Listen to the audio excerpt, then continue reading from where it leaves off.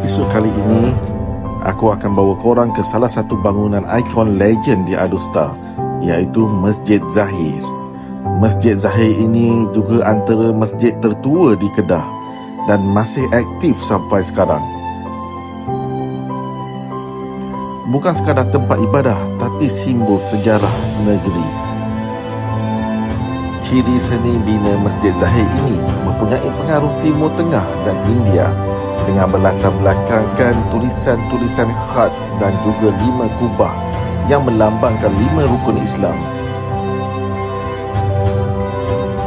Ramai tak tahu kawasan masjid ini mempunyai makam pahlawan Kedah pada zaman dahulu.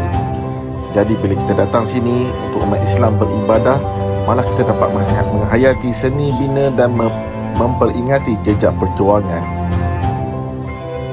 Sebenarnya, sebelum tercetusnya ilham untuk membina masjid ini, masyarakat Kedah menggunakan masjid yang lama dan kecil berbumbungkan nipah. Setiap kali aku datang Masjid Zahir, vibe dia lain, tenang, berseni dan penuh sejarah.